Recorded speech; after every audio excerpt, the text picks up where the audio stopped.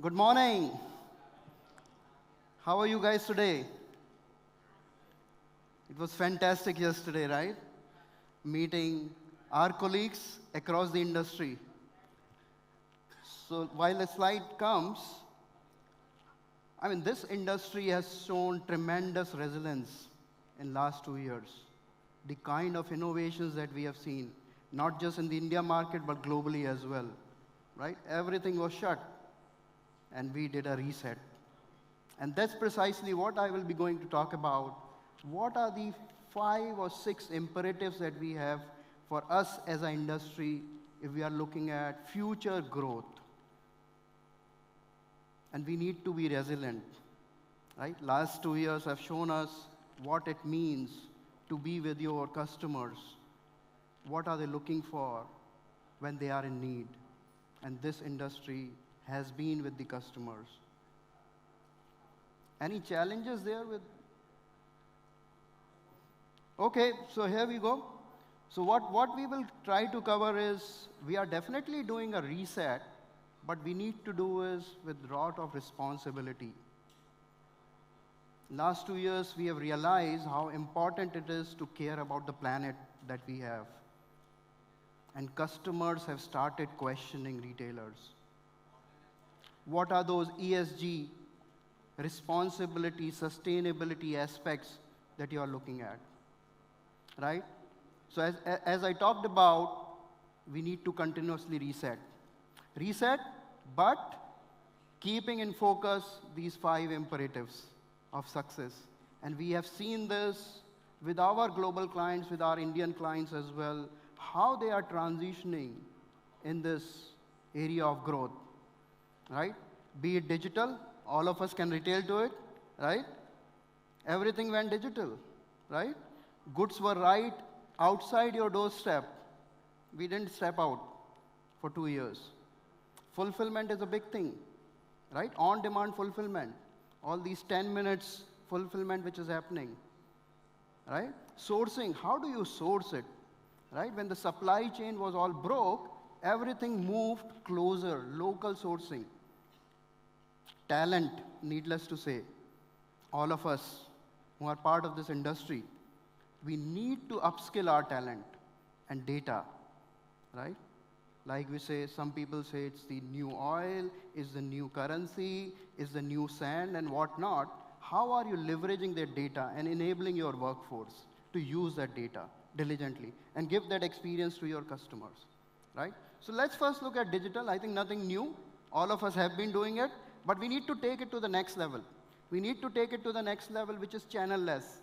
If I am surfing the internet on a website, I should get the same experience or the same products which I put in the basket when I walk into the store or when I look at the tab, right? So that's what channel-less is all about. And what we are saying is, within digital, there are 3-4 things that you need to look at. One is definitely customer experience, brand visibility. That's very, very important. The conferences like this certainly helps to create that brand visibility. Channel-less we talked about. We need to look at the operating model. How are we operating? Am I just working as a marketplace? Or am I really stocking the products?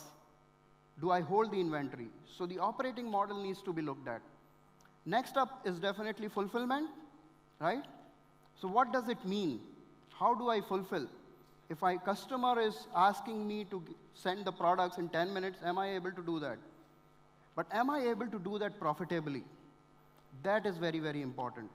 And what are the channels, means I am using to fulfill that order? Do I have a hub and a spoke model, right? So I get it from somewhere and then I store locally. The concept of dark store, which has come into the picture. Am I leveraging all of these things, right? So the next up is again, from fulfillment perspective, what should we be looking at? Analytics, big time, right? We talked about data. How are you driving insights out of that data? That's very, very important, right? Then you talk about the network design. I touched on the hub-and-spoke model. How are you designing, whether you stock in a warehouse or you stock or servicing fulfillment from your stores? So that's turning out to be very, very important. That's where you make those margins, because margins are the key, right? If we are talking about grocery business, they are running on thin margins. We'll not talk about luxury, right? They are minting money. Now, they suffered a bit, but network design is very, very important. Home delivery, right? And strength in the numbers, as I was saying, right? It's very important to look at whether you are really making money or not, right? It's not a loss-making business we are in. So we need to look at redesign our supply chain. A lot of discussions are happening with the clients in terms of supply chain control tower. I want that end-to-end visibility of my supply chain. I should know which node there might be a problem so that I can stock it from other places. So that's turning out very, very important. Let's look at sourcing. What really is happening from the sourcing perspective? Sourcing, one of the key things which is coming is, how are you sourcing it, whether your suppliers are sustainable or not. Are they following the sustainability practices or not? So that is turning out to be very, very important. As you can see, the transparency, customers have started asking for, where are you sourcing the product? How it was grown? How much water was used? What are the energy aspects which goes into it? So that is turning out to be very, very important in today's scenario. And we as retailers need to embrace this. Work with the supplier who have those sustainability practices.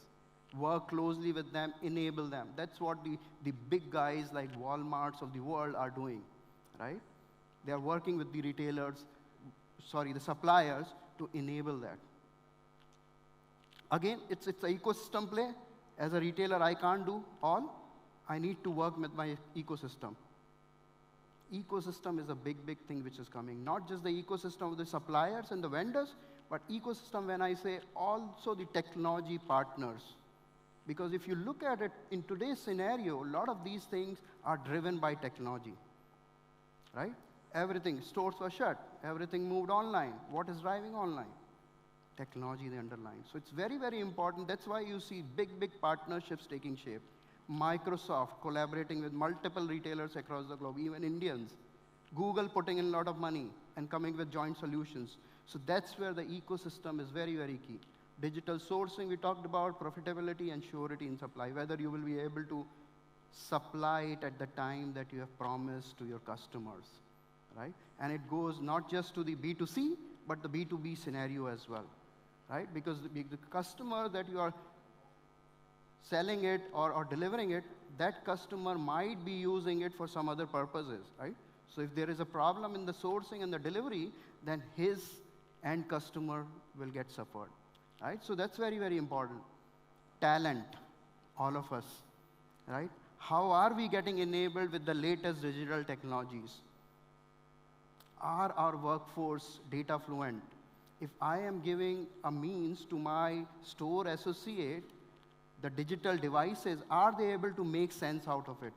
Are they able to work with the customer, pull up a customer profile, create that 360-degree view, and service the customer in terms of what they are looking for? So that's turning out to be very, very important. And that's where you see a couple of key talent imperatives. Workforce culture is becoming very, very important. Our workforce, retailers' workforce, have started questioning retailers. Are you following sustainability practices? Because in the end, they are also consumers. So they have started questioning, right? So that's what is happening. Partnership, you need to partner and have the right people onboarded at the right time, because there's a huge churn in this industry. How are you training your employees? Are you using technologies like metaverse? Any of you have got experience of wearing a headgear and getting that experience of metaverse? Show of hands. None of you have got that experience? You should get it. Yeah, you should get it. It's fantastic. I think you are just immersed in that. It feels like you are right there. You are in the store, you are actually stocking the aisles. So that's the experience which you can give to your store associate and get them trained in an online world without them being in the store. Because you might have certain restrictions, you might want to train a huge workforce. How do you do that? Lot of focus is happening around this, using metaverse as a technology, right? To train your employees. Definitely, there are a lot of use cases around experiences, which a lot of global retailers, even Indians, have done that. But a lot of focus right now is on how do you use this to train your employees, onboard your employees, give the experience of your organization, what your culture is, right? So that's becoming very, very important, and people are looking at getting their workforce trained into new skills, multiple skills as well. Classic example, one of these global retailers, they were looking at maybe downsizing their people, right? And the question was, and at the same time, they were looking at using data analytics. So one place, they are looking at hiring people with the data skills, analytics skills. Another place, they are looking at downsizing their workforce, mainly from the business perspective, right? What they did was they trained the business guys in data analytics. These guys already understand the business. Quickly, they became upskilled in data and analytics skills, and within 3 to 4 months, they were churning out analytics like anything. So you become the best friend of your employees because you did not move them out, and at the same time, they are churning out analytics. They become multi-skilled. So that's what is happening. That's what we need to do. People are looking for help. People are looking to learn new things, and we need to enable as retailers, right? Last but not the least, data, as I was saying, is the new oil. A lot of focus is there on data monetizations. A lot of these big grocery retailers are running a loyalty program. They have all the data. Can I monetize the data? Work with my consumer goods partner. Look at monetize. A lot of focus is there.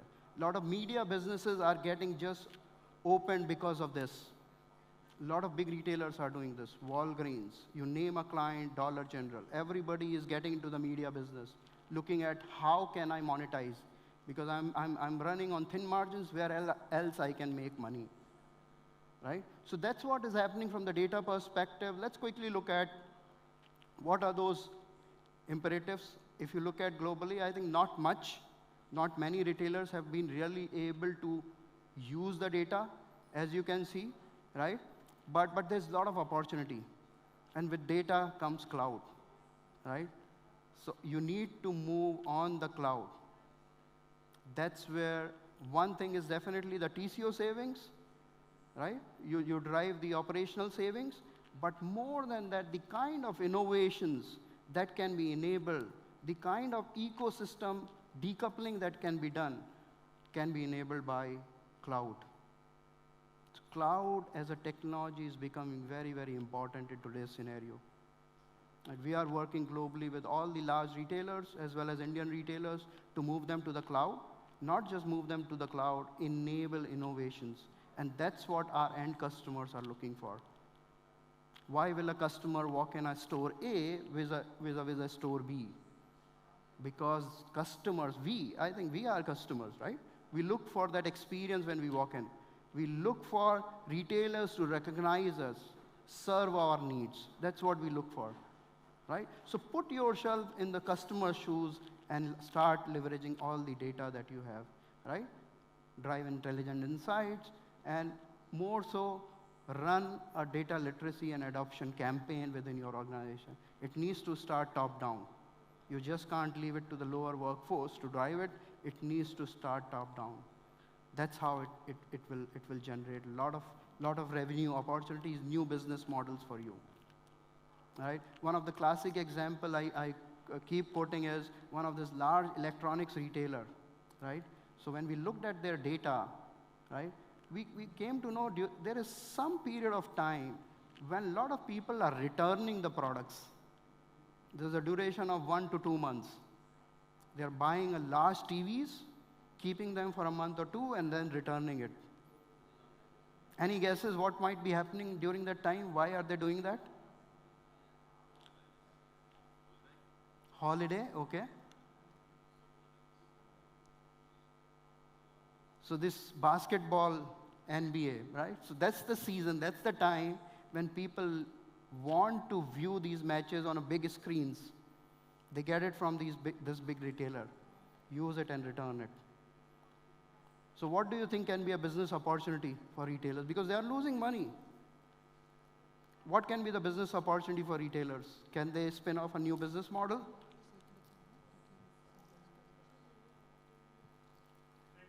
Rental, precise, exactly, right? So why can't you have a rental business, generate revenue during those 2 months?